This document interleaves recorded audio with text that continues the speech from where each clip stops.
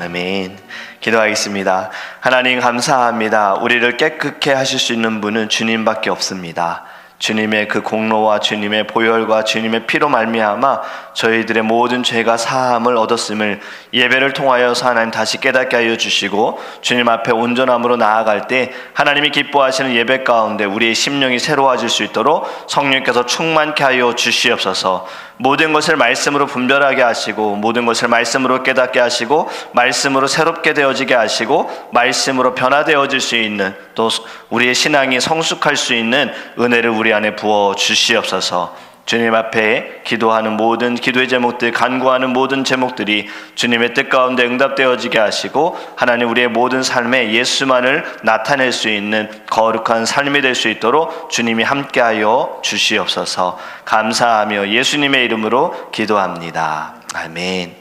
오늘 우리에게 주신 하나님의 말씀은 신명기 19장입니다. 신명기 19장 1절에서 3절입니다.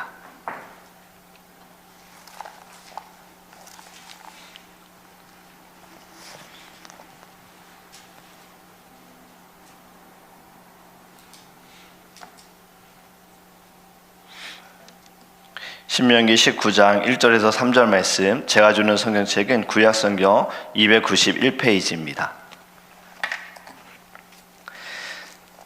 우리 함께 읽도록 하겠습니다.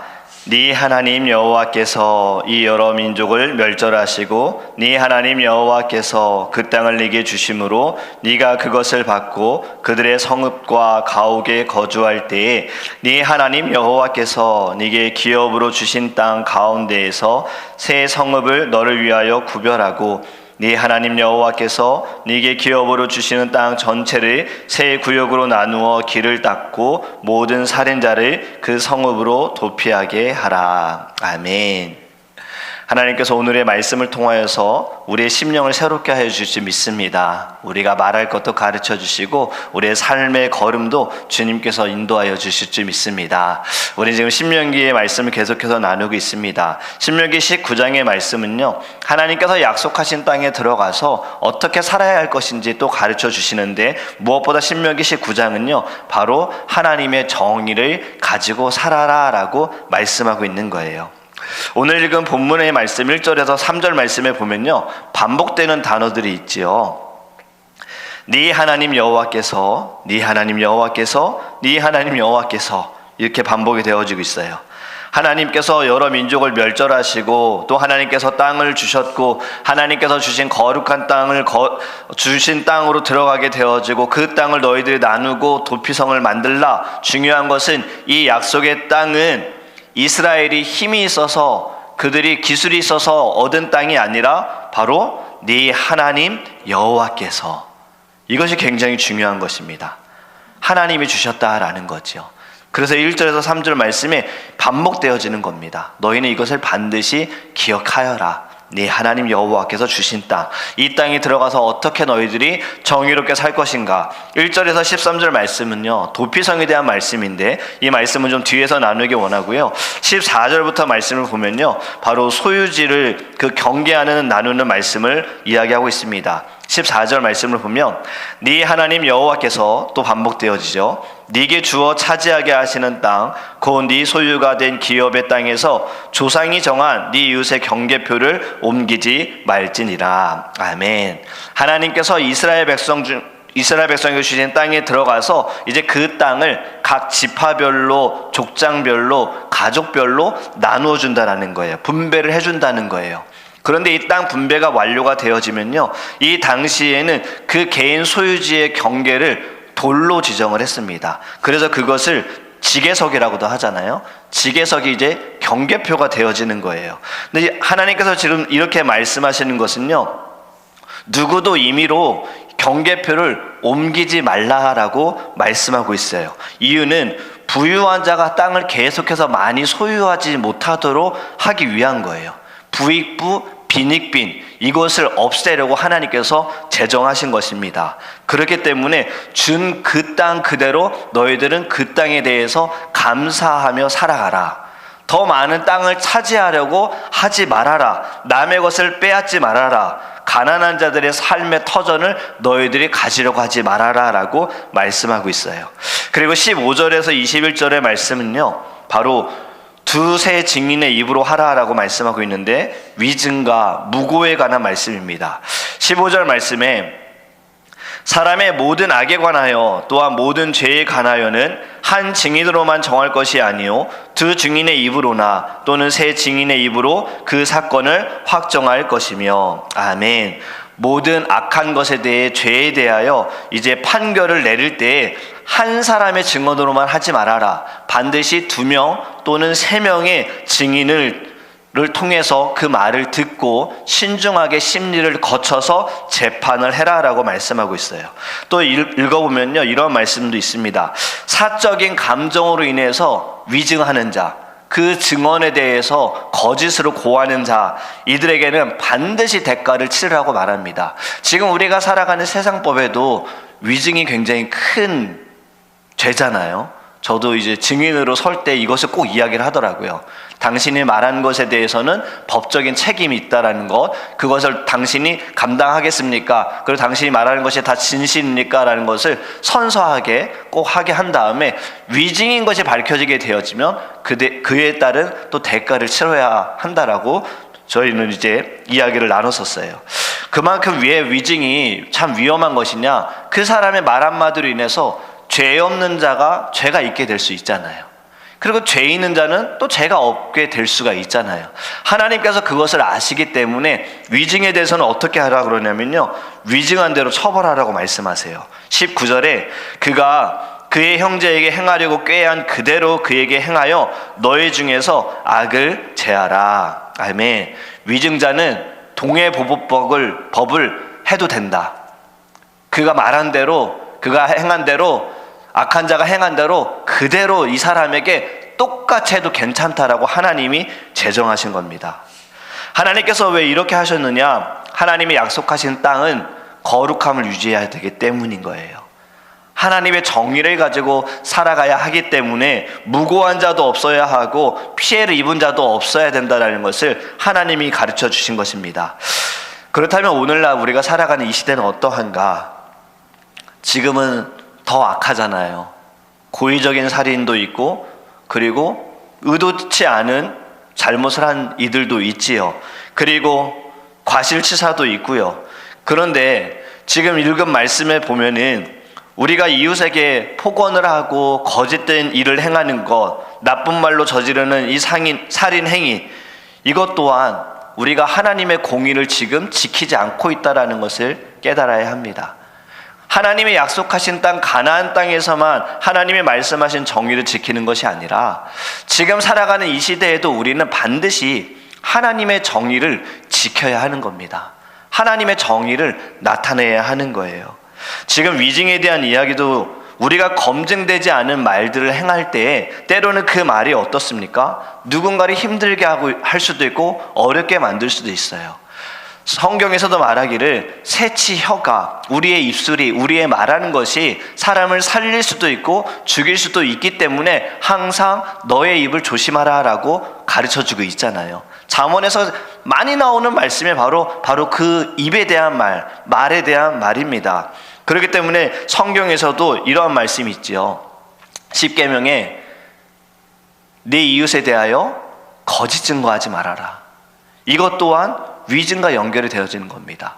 거짓 증거는 무엇입니까? 의도적으로 내가 이 사람에 대해서 알지만 내가 저 사람이 별로 마음에 안 들어, 미워, 시기가 나 해서 그 사람에 대해서 거짓으로 이야기를 하는 것도 거짓 증언이고, 나는 그 사람에 대해서 잘 모르는데 그냥 누군가에게 들은 이야기를 가지고 또 이야기하는 것이 확증되지 않았잖아요. 확실하지 않잖아요. 그런데 그 말로 인해서 그 사람은 이미 피해를 입었다면 이것은 되돌릴 수가 없다라는 거죠. 제가 예전에 한번 말씀드렸잖아요. 제가 미국에 처음 왔을 때 어떤 남자, 저희 학교에서 공부하시는 분이 소문이 났는데 그분의 남편이 바람이 났다. 한국에서 온 처제하고 바람이 났다. 이렇게 소문이 났다 그랬잖아요. 근데 알고 보니 학교에 오시는 그분은 일을 하셔야 되기 때문에 동생을 케어할 수가 없는 거예요. 시간이 날 때마다 형부가 처제를 데리고 그냥 다닌 것 뿐인데, 관광지를 다닌 것 뿐인데 사람들은 이걸 가지고 바람 났다, 바람 폈다 이렇게 이야기를 하는 거예요. 제가 그때 어떤 것을 느꼈냐면, 그때는 지금처럼 한국 텔레비전 드라마를 쉽게 볼 수 없었잖아요. 무조건 비디오 가게 가서 비디오를 빌려가지고 그거를 집어넣어서 VCR처럼 네모난 거, 그걸로 봐야 되는 시대다 보니까 심심한 거예요. 누가 뭐 했다 그러면 그 말이 일인데 막 부풀려져가지고 그 사람이 바람 폈고 나중에 결혼했고 애까지 낳았다, 이런 소문까지 만들어가는 것이 우리의 이민사회가 아닌가, 그때 제가 생각을 했어요. 그렇기 때문에 우리가 늘 말에 있어서는 신중해야 된다는 것이 바로 15절부터 우리에게 가르쳐 주는 겁니다. 우리의 입술에는 책임이 있다는 거예요. 늘 우리는 진실한 말을 함을 통해서 예수님을 나타내고 사람을 살리는 말을 많이 하려고 할 때에 하나님의 공의가 이 세상 가운데 나타나게 될 줄 믿습니다. 이 세상이 자꾸 어두워 악해 하는 것은요, 자꾸 부정적인 것들이 많기 때문이에요. 사단이 원하고 사단이 즐겨하는 것대로 끌려가기 때문이에요. 그것은 세상 사람들뿐만이 아니라 하나님의 사람들도, 교회들도 그렇게 끌려가기 때문인 거예요. 저 또한 참 너무 부끄럽고 창피해요. 이것이 저도 완전히 회복되지 않았기 때문에 때로는 저도 모르게 이야기를 하고 있고, 저도 사람들에 대해서, 다른 교회의 아픔에 대해서 이야기하는 것이 참 하지 말아야 되는 부분인데 그것이 쉽게 바뀌지가 않는 거잖아요. 우리는 이것을 다시 한번 이 심령의 말씀을 묵상하면서, 왜 하나님께서 두세 증인의 입으로 하라, 이것은 영혼을 살리기 위한 것입니다. 피해자가 억울하게 고통당하고 억울하게 죽어가는 이가 없게 하시기 위해 하나님이 제정하신 거예요. 그렇기 때문에 우리는 늘 우리의 입술을 조심하기를 간절히 원합니다. 그리고 다시 오늘 1절부터 8절의 말씀으로 돌아보면요, 또 굉장히 중요한 말씀입니다. 도피성에 대한 말씀이에요.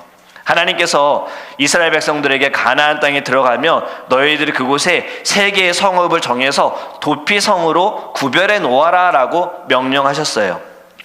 본래 도피성은요, 총 6개라고 이야기합니다. 요단강을 기준으로 이스라엘 백성들이 머물고 있는 요단강 동쪽에 도피성이 있고요, 또 요단강을 건너서 서쪽에 도피성이 있어요. 그래서 총 6개의 도피성이 있는데, 왜 하나님께서 도피성을 세우라고 하셨는가? 사람이 사는 곳은요, 언제나 사건, 사고가 굉장히 많이 일어납니다. 지금 이 시대도 굉장히 많이 일어나고 있잖아요. 얼마 전에 우리가 함께 모여서 슈퍼볼 봤잖아요.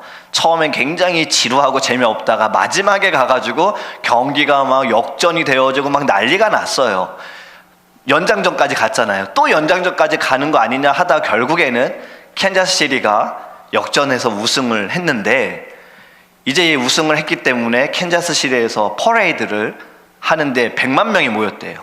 근데 이미 들으셨겠지만 거기서 또 총기 사고가 일어났습니다. 그래서 43살의 한 여인이 돌아가셨고, 그리고 그 아들은 다리에 총에 맞아 부상을 당했고, 그리고 한 20명이 부상을 당했다라는 기사를 접했는데요.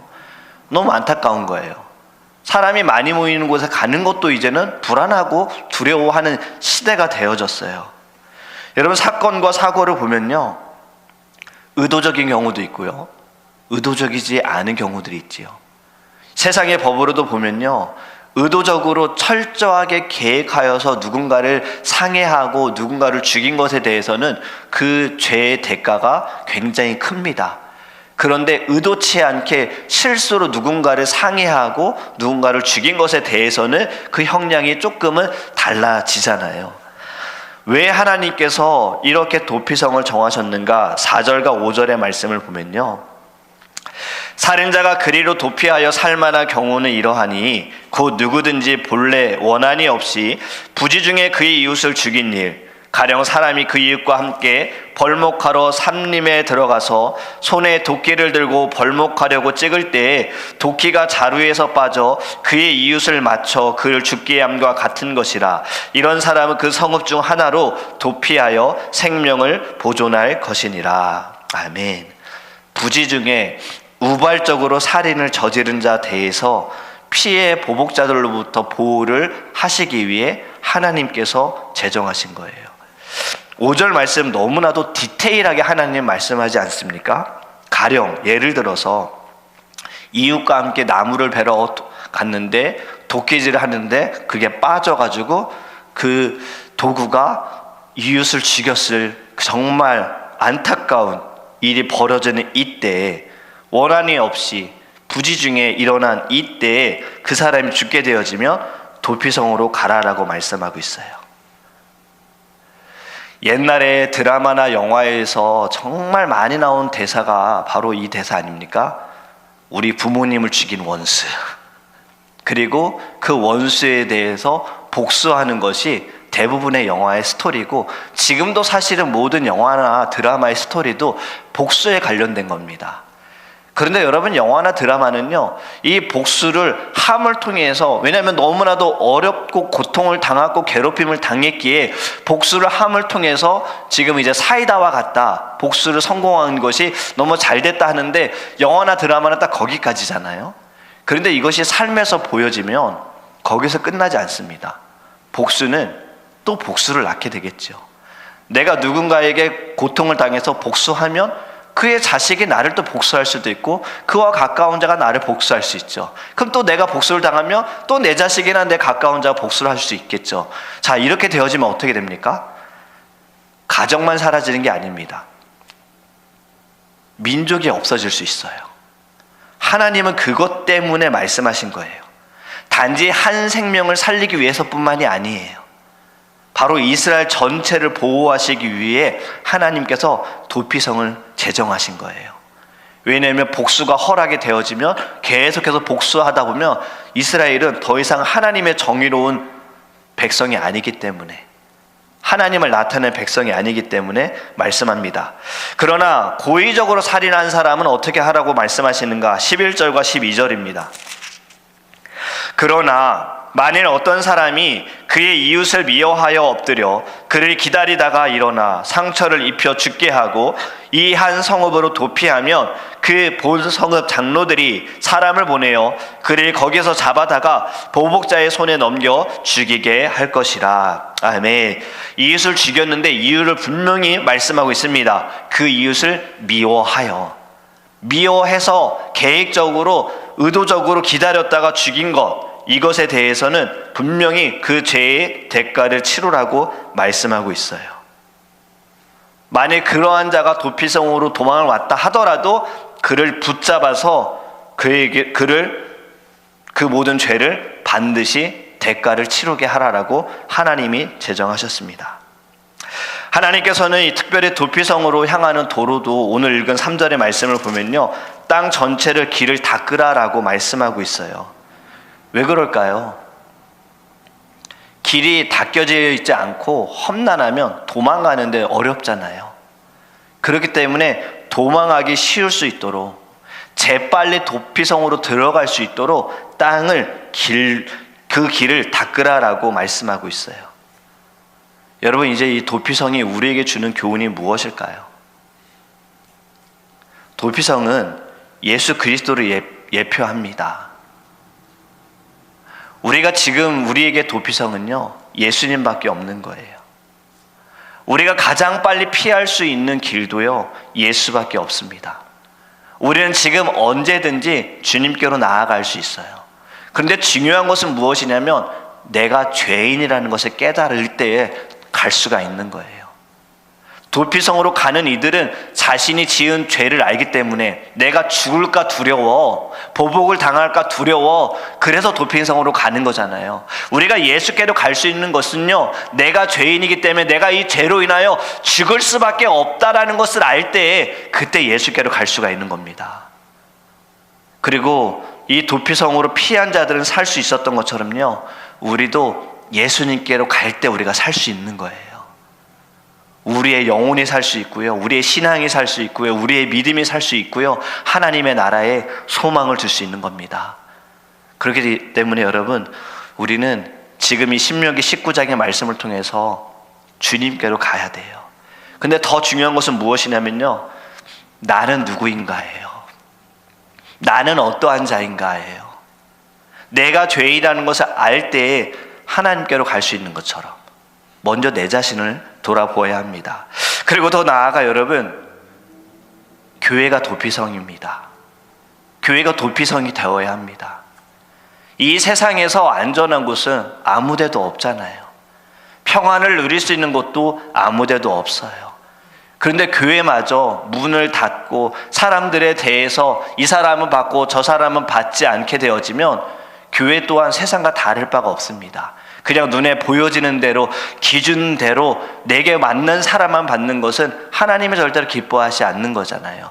우리의 교회가 도피성이 되어야 합니다. 어떠한 사람이든 어떠한 잘못을 저질렀든 우리의 교회에 그들이 와서 예배함을 통해서 진정 주님을 만나고 그들의 신앙이, 그들의 영혼이 회복되어지고 변화되어질 수 있는 거룩한 장소가 되어지는 곳이 바로 우리의 교회가 도피성이 되어지기를 주님의 이름으로 간절히 원합니다.